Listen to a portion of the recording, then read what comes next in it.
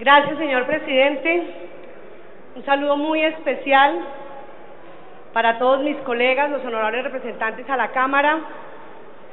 Saludar y agradecer la presencia de la doctora Adriana González, directora encargada del Instituto Colombiano de Bienestar Familiar, los delegados de la Procuraduría General de la Nación, de la Contraloría General de la República, al señor viceministro de Trabajo, que veo estamos inaugurándolo hoy aquí en el Congreso de la República. Un saludo muy especial para las madres comunitarias que nos acompañan en esta tarde, representantes de diferentes asociaciones, organizaciones, sindicatos, y por supuesto un saludo muy especial a todos los colombianos y colombianas que en esta tarde siguen la transmisión por señal institucional por el canal del Congreso en este importante debate de control político. Señor presidente, antes de dar inicio a mi presentación y a este debate, quiero públicamente agradecerle, reconocerle a usted esto que usted ha hecho con el movimiento político Mira, de darme la garantía de hacer este debate de control político. Ese fue un compromiso que usted hizo con las bancadas de los diferentes partidos cuando fue elegido presidente. Dijo que iba a ser un presidente garantista y hoy veo que usted está honrando su palabra y le agradezco muchísimo ese gesto que ha tenido para con nosotros, porque el hecho de que seamos una bancada unipersonal a veces nos pone en desventaja, pero veo que usted ha tenido también este buen gesto y se lo agradezco. Y en nombre de las madres comunitarias, gracias. Decirles a todos ustedes, honorables representantes, que debió ser, por la fuerza que tuvo el paro nacional agrario, que pasó desapercibido para muchos colombianos, un paro que simultáneamente se levantó en Colombia el 26 de agosto del año 2013 y que tenía que ver con peticiones muy sentidas, al igual que la de los campesinos, la de las madres comunitarias. Y hoy, en este debate, yo clamo desde aquí, porque no solamente los hombres, las mujeres ya recibí el apoyo de ellas desde la Comisión Legal para la Equidad de la Mujer, y sé que mis compañeras que tienen presencia en esta Cámara son solidarias con este tema, pero clamo también a la solidaridad de los muchos hombres que seguramente al escuchar todo lo que aquí vamos a hablar se van a sensibilizar y van a entender que lo que hoy vamos a evidenciar frente a la situación dramática y caótica que están viviendo las madres comunitarias en el país requieren de todo nuestro esfuerzo, de toda nuestra unión, y a esto no hay que ponerle el signo peso, porque este es un problema social muy grande. Y yo quiero empezar por contextualizar a quienes seguramente no conocen de profundidad cómo es que funciona este programa, o los programas del ICBF que tienen que ver con la atención de la primera infancia. Decirle, señor presidente y honorables congresistas, que en los lineamientos del Instituto Colombiano de Bienestar Familiar y en la normatividad nacional, en la atención a la primera infancia existen dos modalidades. La modalidad de atención integral para la primera infancia, que en este gobierno se ha denominado la estrategia de 0 a siempre, es una. Y otra es la modalidad de la atención tradicional.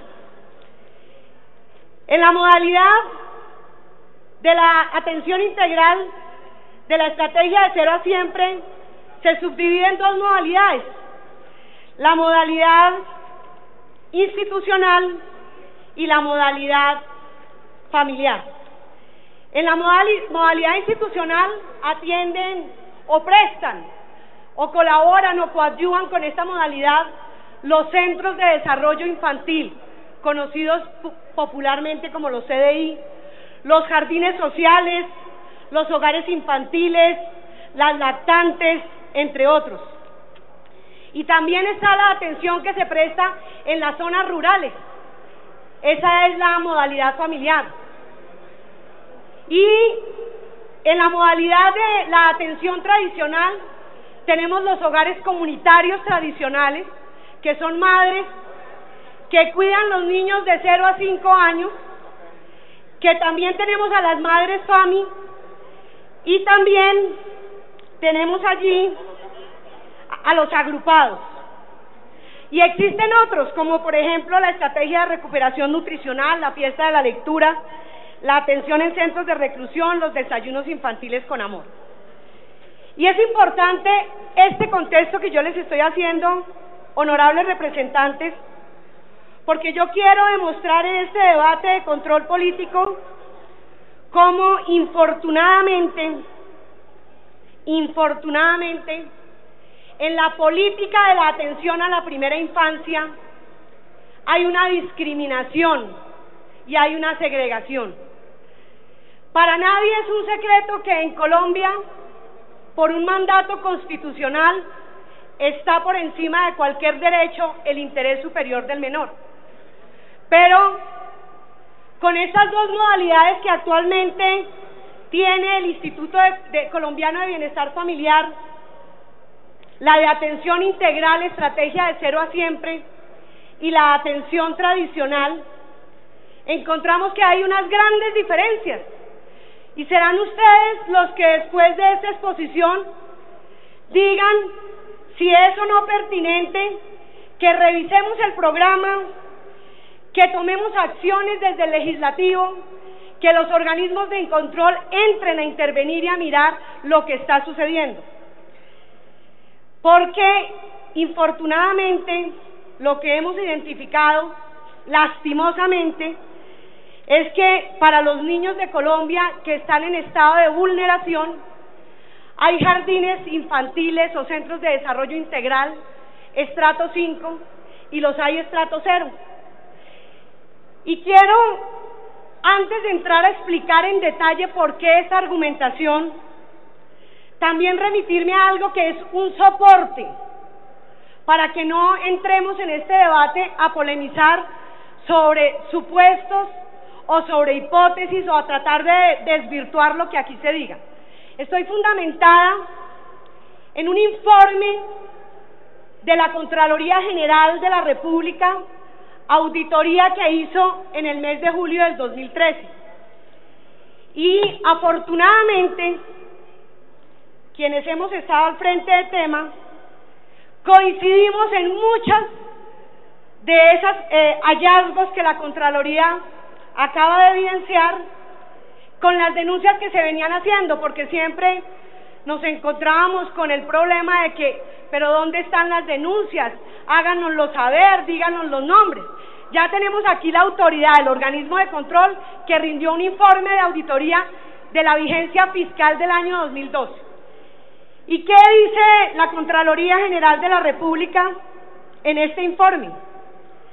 Dice que en contra del ICBF hay 231 hallazgos administrativos, de los cuales 12 están con apertura de indagación preliminar, 20 por 5.098 millones con presunto alcance fiscal, 138 hallazgos con posible alcance disciplinario y 12 con presunto alcance penal.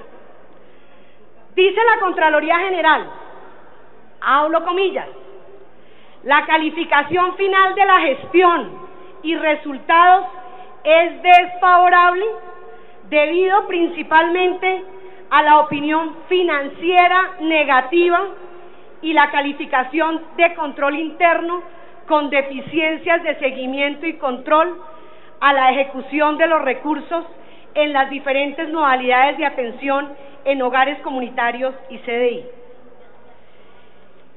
Y empecemos a ver qué es lo que está pasando y por qué la Contraloría afirma esto, y quiero decirlo acá, y de una vez llamo la atención de la Contraloría, que si bien es cierto, en este informe que hicieron de auditoría de la vigencia fiscal 2012, encontraron estas cosas, no me quiero imaginar lo que pueda pasar cuando hagamos la auditoría de la vigencia fiscal 2013.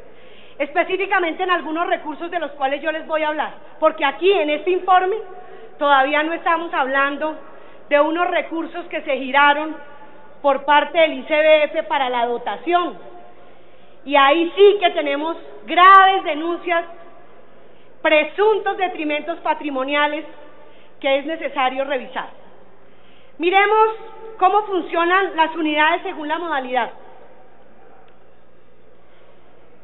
La fuente es el Instituto Colombiano de Bienestar Familiar. Nos dice que actualmente existen en total cerca de 1.375 centros de desarrollo infantil modalidad institucional. Y estos centros de desarrollo infantil son manejados por ONGs privadas en todo el país que pertenecen a la atención integral de la estrategia de 0 a siempre. Y del otro lado, déjenme ver la diapositiva, tenemos la atención tradicional y allí tenemos que hay más de 34.038 hogares comunitarios y en hogares FAMI tenemos 15.333. ¿Qué evidencia esto? Que hay mucho más unidades de servicio en la atención tradicional que en la atención integral de la estrategia de 0 a siempre. Lo que vemos en la práctica, ¿qué es? Que el número de menores atendidos por la atención tradicional es muchísimo mayor que las de la atención integral. Y miremos aquí la siguiente gráfica que tiene que ver con los cupos de ejecución 2013 y el total de menores atendidos en los últimos 3 años. En esta gráfica vemos que mientras la atención integral hasta la fecha se han atendido 758.340 menores, eso quiere decir en la estrategia de 0 a siempre, la atención tradicional ha atendido en los 3 últimos años 3.2 millones de niños y niñas menores de 5 años y para el 2013 se están atendiendo 1.063.610. Según la información del Instituto Colombiano de Bienestar Familiar, de la atención tradicional han hecho tránsito 5.239 menores a la estrategia de 0 siempre. Aunque en este punto las madres comunitarias de los hogares de la atención tradicional denuncian, y aquí empezamos a hablar, cómo están siendo presionadas. Y esa es una de las razones fundamentales que nos obliga a hacer nuevamente este debate. Y hablo de nuevamente este debate porque ya a través de la Comisión Legal para la Equidad de la Mujer habíamos tenido la posibilidad de hacer un debate muy similar con algunas otras aristas al Instituto Colombiano de Bienestar Familiar. En ese momento estaba el doctor Diego Molano. Y en el debate le explicamos a él y le evidenciamos cómo las madres comunitarias están siendo obligadas, presionadas y engañadas para hacer tránsito de la estrategia de atención de tradicional a la estrategia de 0 a siempre, es decir, a los CDI. Y en ese momento el doctor Diego Molano, director del ICBF, no creyó lo que nosotros estábamos diciendo y eso se convirtió en una bola de nieve. Y ya las quejas son recurrentes, reiterativas, sistemáticas. Tuvimos la oportunidad, doctora Diana González, usted lo sabe, en la Comisión Séptima de la Cámara, en una mesa de trabajo, de evidenciar exactamente lo mismo, de denunciarle que las madres comunitarias estaban siendo obligadas, y usted en esa mesa de trabajo públicamente dijo, eso no se puede hacer, eso no es obligatorio, eso es voluntario. Pero resulta que una cosa es lo que dicen acá en el nivel central y otra cosa lo que hacen los centros regionales y los centros zonales, y esto coincide con el informe de la Contraloría cuando habla de la falta de supervisión e interventoría. Los centros regionales y los centros zonales hacen lo que quieren y como quieren. Y aquí el órgano rector, que es el ICBF, no tiene control. Dice aquí que dentro del informe de auditoría de la Contraloría del ICBF para el 2012, recientemente se destaca que algunos operadores de ciudades como Quindío, Chocó, Antioquia, entre otros, los operadores de la atención integral registran más cupos de los que realmente tienen en funcionamiento por menores de carne y hueso. Y le quiero contar esto, es que resulta que la atención integral de Cero a Siempre está pasando lo mismo que pasa con el sistema educativo tradicional, que hay estudiantes fantasmas que reportan los operadores más estudiantes de los que tienen, o bueno, más estudiantes, no, más niños atendidos de los que realmente tienen. No lo digo yo, lo dice la Contraloría, mire lo que dice. En el caso de Antioquia, Copacabana tiene 3 centros de desarrollo infantil, 128 niños atendidos por continuidad, pero está mandando una certificación por 157 niños. Hay una diferencia de 29, que repito, son niños fantasmas porque no están. Bello tiene un centro de desarrollo infantil. Dice, según la certificación de cobertura, que reporta en total 111 cuando en realidad tiene 97 niños. Girardota, un CDI, reporta un total de 102 niños atendidos cuando en realidad tiene 69 niños atendidos. Hay una diferencia de 33 que corresponde a nuevos cupos. Y yo quiero aquí hacer un llamado nuevamente de la Contraloría, porque imagínense en esto, la diferencia que está reportando en número de niños, pero al operador sí se le gira por el número de niños que dice. Y entonces, ¿qué pasa con esa platica y esos recursos que se giran? ¿A dónde va a parar esa platica? ¿Quién la coge y cómo la administran? Igualmente, afirma la Contraloría que una de las grandes deficiencias en la estructuración de los cupos para la estrategia de Cero a Siempre es que no hay estudios previos a la firma de un contrato de aporte, doctora Adriana González.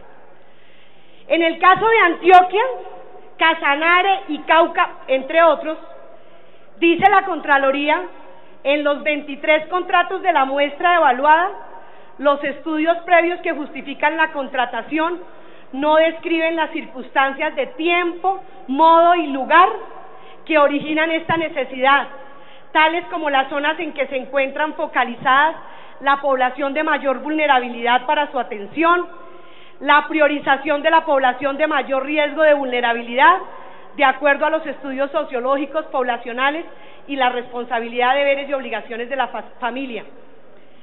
Yo quiero mostrar aquí algo que me parece muy importante, porque si bien es cierto que son 3 millones de beneficiados en los hogares tradicionales, el presupuesto no es equitativo, y yo aquí llamo la atención de todos mis compañeros. Miremos lo que pasa en el tema presupuestal frente al comparativo 2010-2014. En la atención integral, o sea, en la estrategia del Cero al Siempre, miremos lo que ha pasado. Vemos en la gráfica de color verde el presupuesto para la atención integral, que para el año 2010 comenzó con 184.000 millones. Y en el 2014 vamos en 1.5 mil millones, 1.500.000 millones de pesos. Bueno, y aquí quiero contar que todavía no se tiene en cuenta lo que se aprobó en primer debate de presupuesto, porque tengo entendido que el día de ayer hubo una aprobación de 170.000 millones de pesos. Falta ver qué pasa en las plenarias. Ya le habíamos propuesto al Gobierno Nacional un incremento de 880.000 millones para la formalización de las madres comunitarias. Esperemos a ver qué dice el Gobierno frente a la propuesta. Pero lo que yo quiero aquí resaltar es que la diferencia entre el 2010 y el 2014 para la estrategia de atención integral de Cero a Siempre tuvo un incremento del 884%, es decir, 9 veces más que el presupuesto inicial. Y miremos qué le dieron a la atención tradicional. Eso es muy importante que ustedes, honorables representantes, lo vean. En rojo, eso es lo que está en la diapositiva, está el presupuesto dedicado para los programas de atención tradicional. Y encontramos que en el 2010 se dispusieron 794.000 millones de pesos, mientras que para el 2014 2014 hay 952.535 millones. Imagínense en eso, 1.5 billones para la estrategia Atención Integral de 0 a Siempre. Y para la atención integral, 952.535 millones de pesos. ¿Saben de cuánto es el incremento? Mientras que para atención integral de 0 a Siempre es de 884%, para la atención tradicional es del 19%. No sé, pero de alguna manera, la lectura que yo doy, no sé cuál darán ustedes, esto es inequitativo.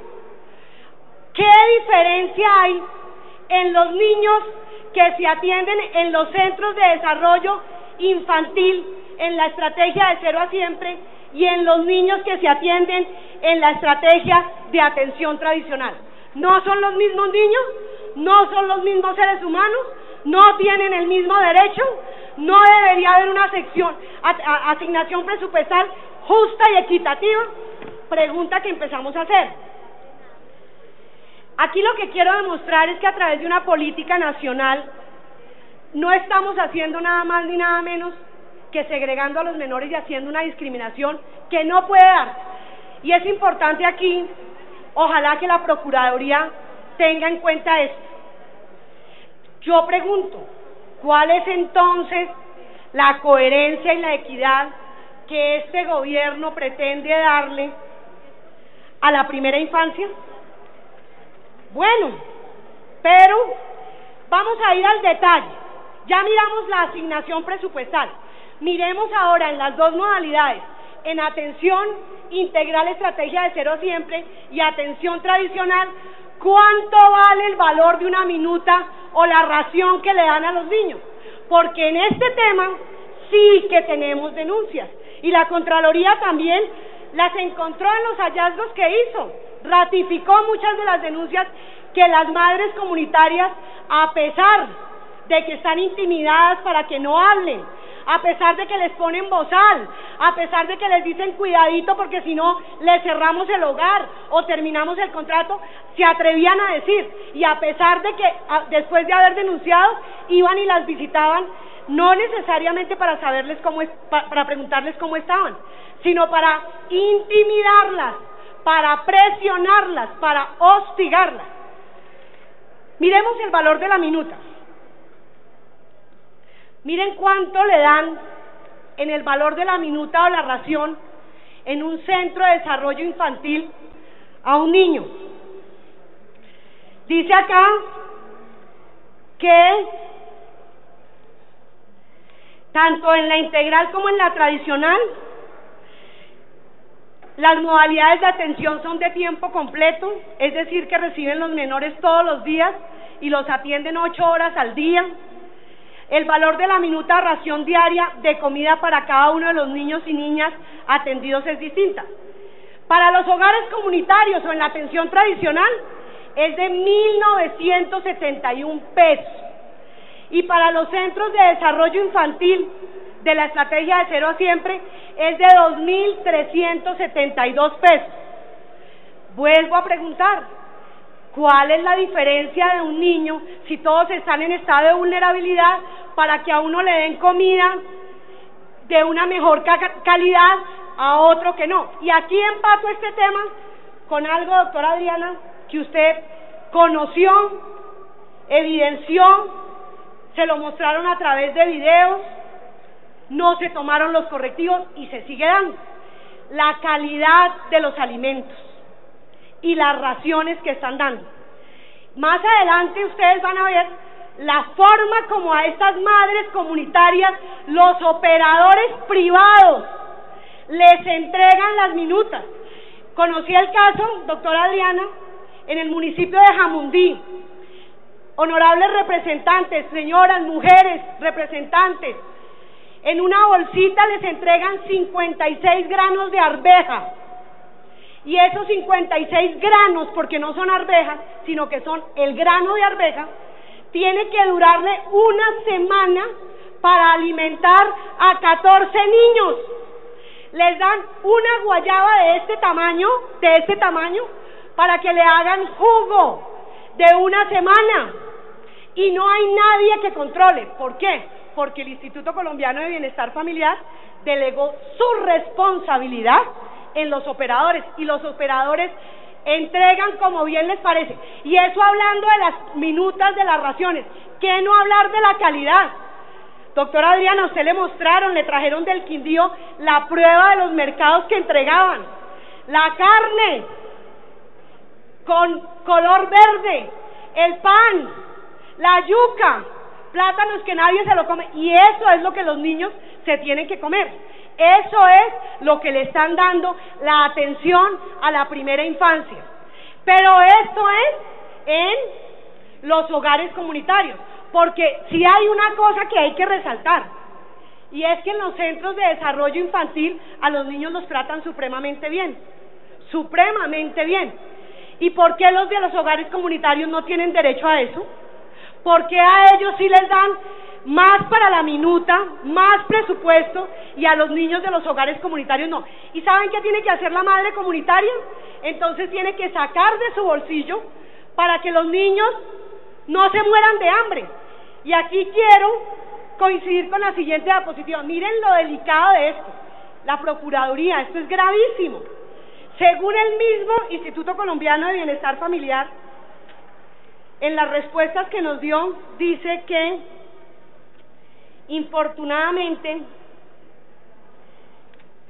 no hay efectividad en la atención nutricional, como lo muestra la siguiente diapositiva, ya que según información del propio ICBF, los niños con desnutrición crónica terminan con un índice de desnutrición mucho más alto que el índice con el que inician en los programas de atención. Gravísimo esto. Imagínense, entran a un programa que está atendiendo población vulnerable y en vez de mejorar el índice de desnutrición crónica, lo aumentan. Y uno no entiende cómo puede pasar eso si para eso se creó el programa. Pero más grave es hoy demostrar y denunciar y evidenciar que a los hogares comunitarios, a la atención tradicional, a las madres comunitarias, los operadores no les dan las minutas correspondientes a la realidad. Entonces, y nadie controla, nadie, absolutamente nadie controla. Hablemos de la dotación que se les da a la atención integral de 0 a siempre en los programas del Centro de Desarrollo Infantil y lo que se les da a la atención de los hogares comunitarios tradicionales. Miren, el valor de la dotación inicial por niño en un CDI es de 198.000 pesos y el valor de la renovación de la dotación por niño es de 99.000 pesos en los CDI. En hogares comunitarios, en atención tradicional, les quiero contar que hasta este año, hasta el 2013, se les dio una dotación de 85.714 pesos por menor, y ahí es donde hablaba del tema del 1.200.000 pesos. Estoy hablando para la Contraloría General de la República, porque les dieron la platica a los...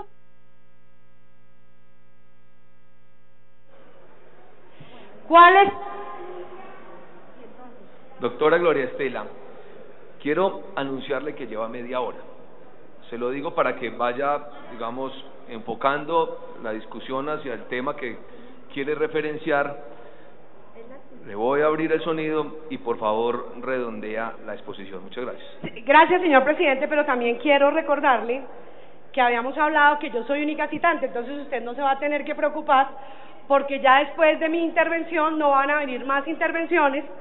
Entonces yo le agradezco su consideración en el tiempo, como quiera que en otros debates hemos tenido hasta 3 y 4 citantes y el tiempo ha sido considerable. Le agradezco su comprensión en este tema. Hablando del tema de dotaciones, me estaba refiriendo al 1.200.000 pesos para cada hogar, y yo quiero que aquí se haga una investigación minuciosa sobre eso. Eso es vigencia fiscal 2013. ¿Y saben por qué? Porque lo que las madres comunitarias denuncian es que se compraban sillas que en el mercado cuestan 50.000 pesos, pero los operadores las compraban a 150.000 pesos. Yo no sé qué proveedor era el que les vendía esas sillas. Los materiales de mala calidad, cosas que no les sirven a los niños, pero eso sí, el 1.200.000 se desapareció. ¿Cuál es la inversión anual por menor atendido? Miremos, 2.840.000 pesos en la atención integral y en la atención tradicional, 740.975. Yo quiero aquí hacer precisión, señor presidente y honorables congresistas, que no es que ni más faltaba que nos opongamos a que los niños reciban lo mejor. ¡Bienvenido! Ojalá y les dieran más. Pero lo que estamos reclamando es que a todos les tienen que dar por igual, que no puede haber esa diferencia tan abismal y grande. Entonces, los niños de los CDI tienen derecho a una profesional, a una psicóloga, a una nutricionista, a salud, a recreación, a espacios abiertos, y los niños de los hogares comunitarios no. Ahí le toca a la madre comunitaria ingeniársela. ¿Y por qué no buscan la forma de que todos los niños reciban el mismo beneficio? Hablemos ahora, señor presidente, para tratar de ser muy sucinta y cumplir con las especificaciones del tiempo, del tema que nos ocupa. Mostrando esta diferencia que existen en las dos modalidades de atención para la primera infancia, es necesario precisar que mucho se ha dicho en este Congreso frente a que las madres comunitarias no tienen por qué preocuparse, porque no todas van a hacer transición a los CDI, que eso es voluntario, que en la estrategia del ICBF solamente de las 79.000 madres comunitarias que hoy existen, solo van a pasar 27.000, que nadie las va a presionar, cosa que no se está cumpliendo. Pero también se ha hablado mucho de todos los beneficios que les dan a las madres comunitarias. Y el ICBF, cada vez que puede y tiene la oportunidad, no hace sino decirle a las madres comunitarias los grandes esfuerzos que ha hecho por ellas. Pero la verdad, yo sí quisiera que en este debate, doctora Adriana, como se lo expresé a usted en la mesa de trabajo, le hablaran claramente a las madres comunitarias y les digan si lo que pretenden es desaparecerlas o lo que pretenden es ayudarlas. Porque usted me dice, no, pero es que no queremos desaparecerlas. Pero le voy a poner solamente un ejemplo de lo que está pasando con un padre de familia. Ponen un CDI o un centro de desarrollo infantil en un barrio en esta esquina. Y al lado está el hogar comunitario con la madre comunitaria tradicional que tiene los 12 o los 14 niños. Aquí no les cobran en el CDI absolutamente nada y les dan lo mejor. Y aquí les dicen, si ustedes no tienen la cobertura de niños, les cerramos el hogar.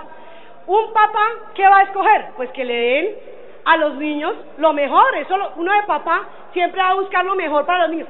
Las madres comunitarias, doctora Adriana, ha sido tanto lo que han vivido durante estos años que ya están diciendo, bueno, pues si nos quieren sacar, que nos saquen. No, si nos quieren mandar para otro lado, pues que nos manden. Algunas dicen, yo ya no quiero seguir en esto porque ya me he aguantado muchas cosas. Yo puse mi casa, con vocación social le presté un servicio al Estado, me desconocen, no me tienen en cuenta. Pues bueno, entonces si me tengo que ir. La pregunta, doctora Adriana, la pregunta al señor viceministro es cómo se van a ir, porque ellas se quieren ir. Pero resulta que no es tan fácil ni tan cómodo decir, madre comunitaria, usted que trabajó 27 años, que ya tiene edad, entonces hasta luego, hasta luego. Yo sé que ahora usted, señor viceministro, me va a hablar del subsidio a la vejez y de las formas de pensión que tienen las madres comunitarias, pero le quiero decir, y de una vez lo advierto, que muchas madres comunitarias no quieren el subsidio a la vejez. ¿Y sabe por qué? Porque el Estado tenía una obligatoriedad, y esa obligatoriedad no se puede sustraer simplemente porque el programa, no hay plata, porque no hay recursos. Y era cotizarles para pensión, independientemente de que ellas tuvieran un contrato con un operador. El ICBF delegó esa responsabilidad en un privado y tenía que cotizarles. Y muchas madres comunitarias no se han podido pensionar, no tienen la semana. porque el ICBF no les cotizó o el operador no les cotizó. ¿Y saben por qué? Porque las engañaron y les decían, eso no cotice. Y hoy les están diciendo, tranquilas, si quieren ustedes se van con un subsidio, el máximo subsidio que le da son 280,000 pesos mensuales. Y este beneficio es para las que se retiraron, para las que están en el programa del 16 de junio del 2011 en adelante. Y yo le hago la pregunta al Ministerio de Trabajo, ¿y qué va a pasar con las madres comunitarias que se retiraron antes del 16 de junio del 2011, que trabajaron más de 20 años, que tienen la edad y que se fueron con una mano adelante y otra mano atrás? ¿Usted no cree, señor viceministro, que ahí van a venirse una cantidad de demandas y que se llegó el momento de prepararse para eso? So pretexto de que a las madres comunitarias no les reconocieron los derechos laborales ni los derechos pensionales, les viven diciendo, mire todos los beneficios que hemos logrado para ustedes. Y es verdad, se han logrado beneficios aprobados por este Congreso, pero ¿de qué sirve que nosotros aprobemos y aprobemos beneficios? Porque aquí no solamente uno aprueba, aquí aprueba la mayoría, si en la práctica esto no se cumple. Por ejemplo, el subsidio de vivienda. Entonces el ministro de Vivienda en su momento, el doctor Germán Vargas Lleras, les dijo a las madres comunitarias, ustedes van a poder acceder a subsidios de vivienda para adquisición de vivienda nueva, para mejoras locativas o para construir. Y las madres felices. Pero a las madres comunitarias dicen, claro, ustedes pueden acceder al subsidio de vivienda, pero uno de los requisitos para acceder al subsidio de vivienda es que estén afiliados a las cajas de compensación. Y resulta que la afiliación a las cajas de compensación en muchos lugares del país ni siquiera se ha podido hacer. No las aceptan, y el ICBF en eso no ha sido diligente. Desde abril de este año ha respondido que estamos haciendo gestiones ante la Superintendencia Nacional de Subsidios, ¿y qué? Y nada pasa. O sea, ¿cuál es en el tema de servicios públicos, doctora Adriana? En muchas regiones del país, eso del subsidio de servicios públicos que este Congreso aprobó no se cumple porque les ponen todas las trabas del mundo.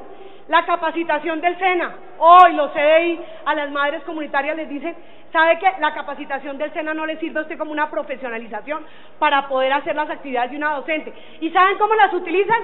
Como auxiliares. Después de que dieron su vida, que fueron empíricas, lo hicieron bien, valientemente, entonces hoy ni siquiera esa experiencia cuenta y las ponen de auxiliares o en los servicios generales. Eso es inhumano, eso no se debe hacer. El subsidio de salud del 4%, la cantidad de denuncias, doctora Adriana, en que a la gente no le pagan, a la gente la EPS. Y miren acá en el tema de salud, dicho por la Contraloría, de las muchas denuncias que recibimos también, es que los operadores le descuentan a la gente lo de salud, les descuentan y no las afilian al régimen contributivo, y no, van a que les presten el servicio de salud y no aparecen, pero eso sí, les hacen firmar las planillas y les descuentan. Y la pregunta que yo hago acá, ¿y dónde está el Ministerio de Trabajo en la función que tiene de inspección, vigilancia y control? ¿Dónde está garantizándole los derechos laborales? ¿Dónde está el ICBF en una política de talento humano cuidando a sus madres comunitarias? En el tema de la famosa beca, la famosa bonificación, ¿qué tema tan complicado este? Este Congreso, el año pasado, como ustedes recordarán, en la reforma tributaria, esta plenaria aprobó en el artículo 36 la famosa beca bonificación equivalente a un salario mínimo para las madres comunitarias y las madres sustitutas durante el 2013.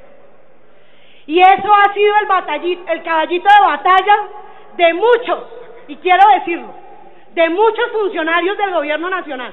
Lástima que no esté aquí el doctor Telésforo Pedraza, porque es que sí me hubiera interesado mucho que él hubiera escuchado esto que yo voy a decir acá.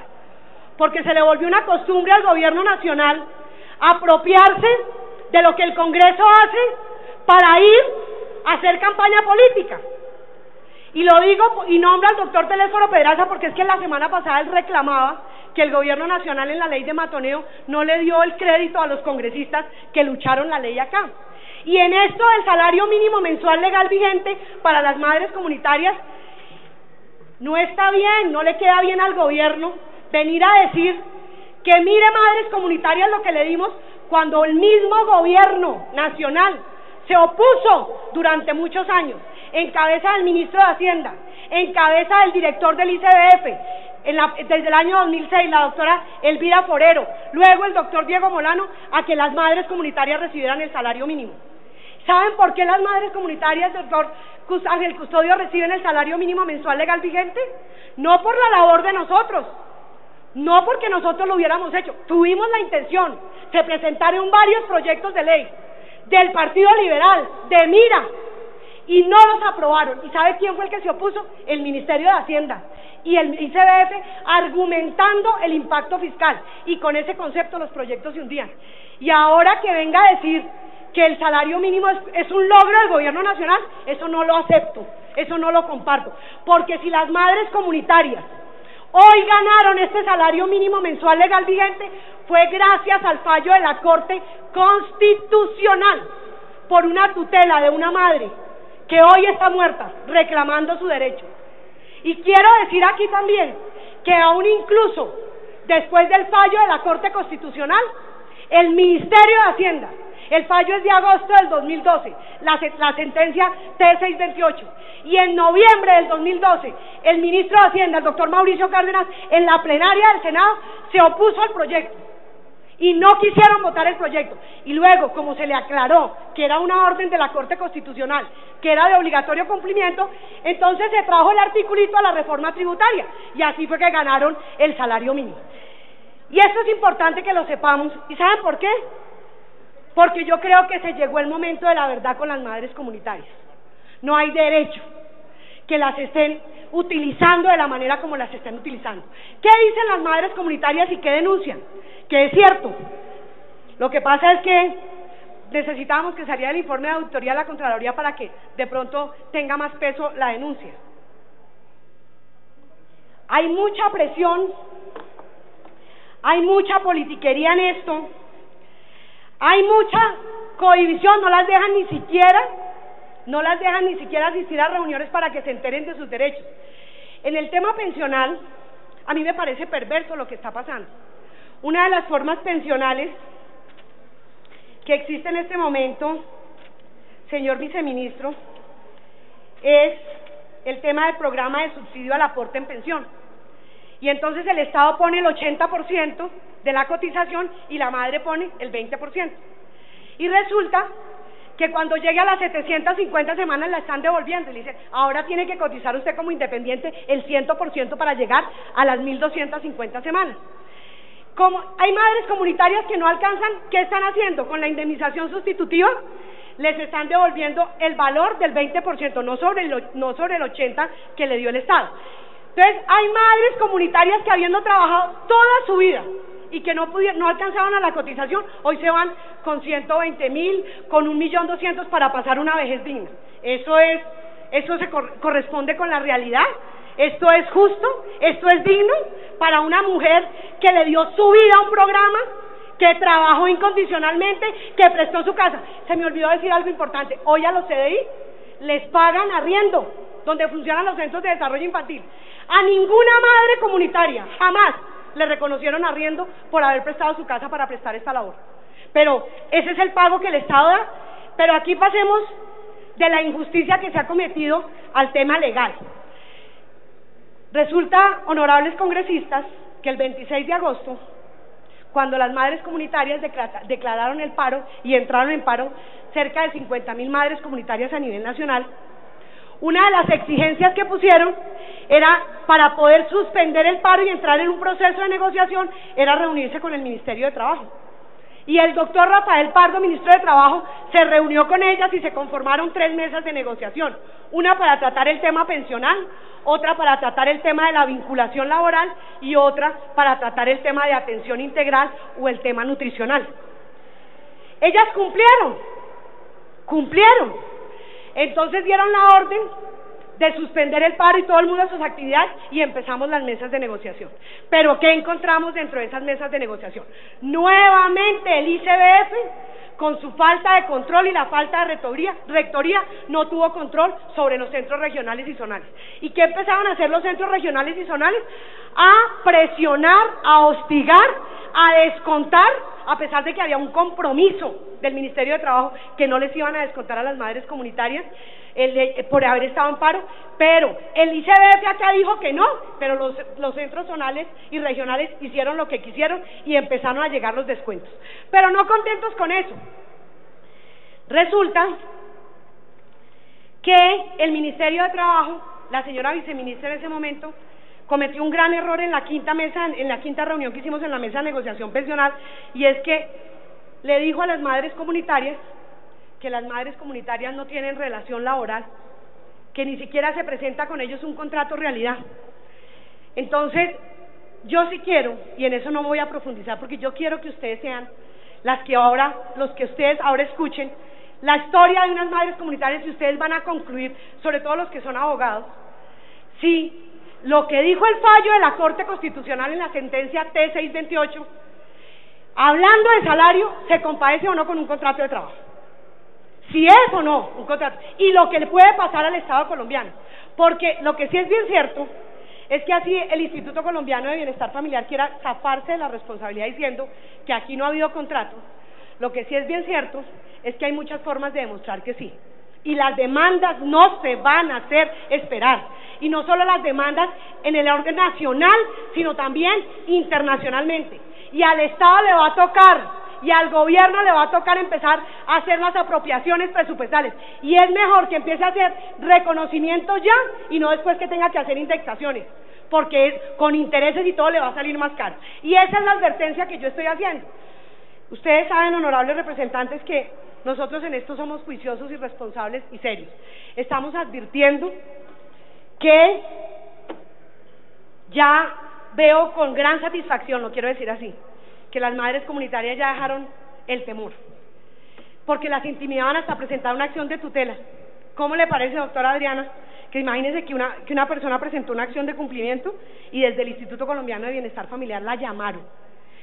Para que pudiera presentar la acción de cumplimiento tenía que hacer la constitución en renuencia, tenía que escribirle al ICBF, y esa persona fue abordada por un funcionario del ICBF y le preguntó: ¿y usted por qué va a presentar una acción de cumplimiento si usted no es madre comunitaria, o es que usted es madre sustituta? ¿Por qué el Instituto Colombiano de Bienestar Familiar tiene que hacer eso? ¿Es que no hay libertad acá de ejercer los derechos, los mecanismos de participación? La gran preocupación mía es que cuidadito tocan el elefante blanco, cuidadito ustedes hablan, cuidadito ustedes dicen. Y termino con esto, señor presidente. La calidad, los estándares de calidad que se están dando en los alimentos que se le dan a los menores es algo aterrador. La inspección y vigilancia y control a los prestadores del servicio es nulo. Quiero aquí hablar rápidamente de los hogares sustitutos, que aun cuando no son una modalidad en los lineamientos del ICBF, sí cumplen una labor importante. Qué injusticia también con estas madres sustitutas, más de 5.518 en todo el país. Aquí también este Congreso, esta plenaria, por unanimidad, aprobó el artículo 36 de la reforma tributaria, donde también se refirió a las madres sustitutas, no solamente a las madres comunitarias, a las madres sustitutas, y la proposición fue aprobada por todos, nadie se negó, y la proposición decía: durante el 2013 las madres comunitarias y las madres sustitutas recibirán una beca o una bonificación equivalente a un salario mínimo mensual legal vigente, y el ICBF, de manera acomodada, unilateralmente, a estas madres no le basta con explotarlas de la manera que las explotan, porque ¿qué explotación? Una madre sustituta tiene que prestar la labor las 24 horas del día. Las madres sustitutas cuidan a los niños que tienen una medida de protección. Si un niño es abusado, si un niño es violentado, si un niño es maltratado, si la llaman a las 2 de la mañana, la madre sustituta tiene que estar allá. Y ella y su hogar tiene que cuidar a ese menor, y lo hace. Se necesita tener vocación social para esto. Y quieren que les cuente una cosa: hay denuncias que a veces ni siquiera les dan la cuota de sostenimiento, 2 o 3 meses después les pagan, le toca a ella y a su familia pagar lo que ese menor requiere. Si es un discapacitado, darle pañales, nadie le ayuda. Pero mire la injusticia con las madres sustitutas. El ICBF, en lo que este Congreso aprobó, porque fuimos nosotros los congresistas los que dijimos, páguenles una beca equivalente al salario mínimo durante el 2013, decidió que no, que les va a pagar a partir del 1 de julio y que va a ser proporcional al número de niños que tienen. ¿Dónde dijo eso la ley? ¿Dónde está eso en la reforma tributaria? Pero el Instituto Colombiano de Bienestar Familiar así lo asumió. Y ahora, el gran tema y el gran dilema, a pesar de que dicen que el Ministerio de Trabajo, la señora viceministra en las mesas de negociación dijo que aquí no hay contrato, que ellas no existen mucho, ya dicen que aquí no hay contrato, pero las vigilan, las sancionan, no les dan permiso, les descuentan, todo lo que pasa con ellas. Ustedes no se alcanzan a imaginar, honorables representantes, no me voy a quedar en minucias, porque yo creo que van a ser ellas mismas de sus propios labios las que les van a contar la cantidad de injusticias que se cometen con ellas. Pero el tema ahora es de la formalización, porque la Corte Constitucional dijo que había que formalizarlas. ¿Y cuál es la gran inquietud de las madres comunitarias en este momento? ¿Cómo va a ser la formalización laboral? ¿Cómo pretenden contratarlas? Ellas preguntan, ¿nos van a contratar a término fijo? Nos van a contratar a término fijo. Y si las contratan a término fijo, pueden poner, el contrato a término fijo tiene un principio y tiene un fin. En ese tiempo del contrato les van a pagar todas las prestaciones de ley. Pero después de que se termine el contrato, ¿qué va a pasar con ellos? Y los muchos años que les sirvieron a la labor social de cuidar a los niños en estado de vulnerabilidad, ¿qué va a pasar con esos años? ¿Qué va a pasar con su salud? ¿Qué va a pasar con su pensión? Ese es un tema que no está resuelto. Afortunadamente, y quiero decirlo, y aquí llamo la atención de varios congresistas, había un proyecto de ley que se radicó, que pretendía cambiarles el nombre a las madres comunitarias, que quería llamarlas agentes educativas, que ya no se llamaran madres comunitarias.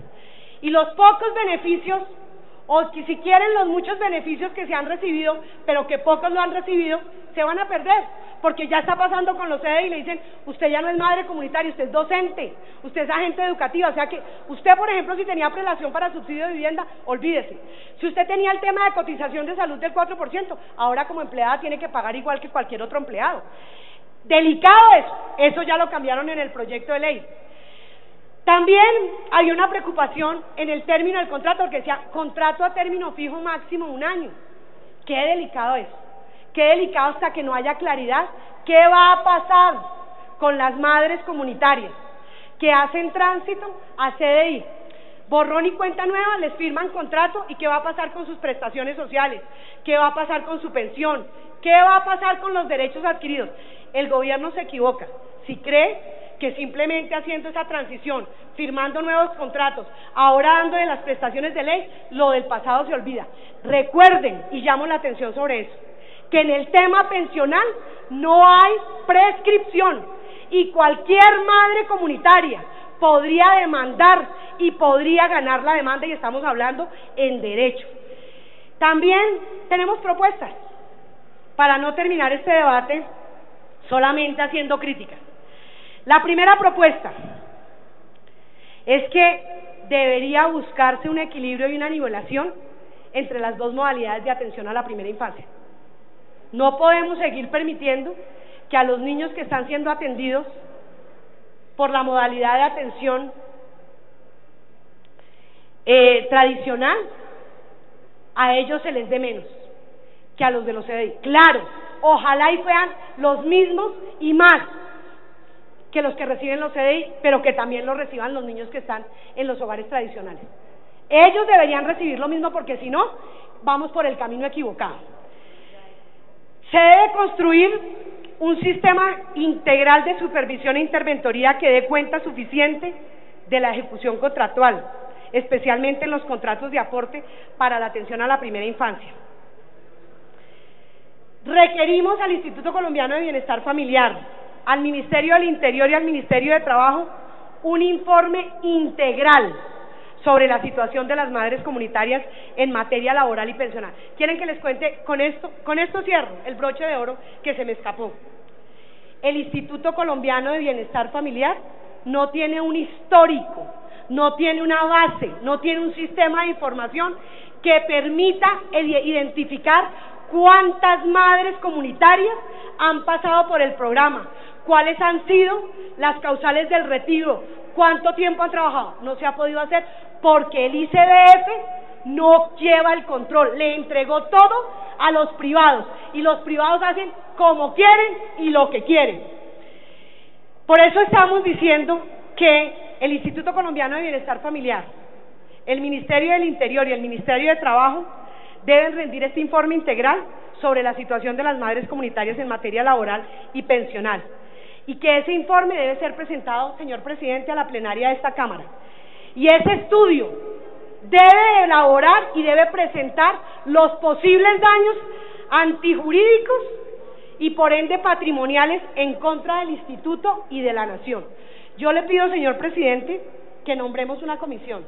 El tema es tan delicado, el tema es tan complejo que nosotros como legisladores no podemos hacernos al margen de esto.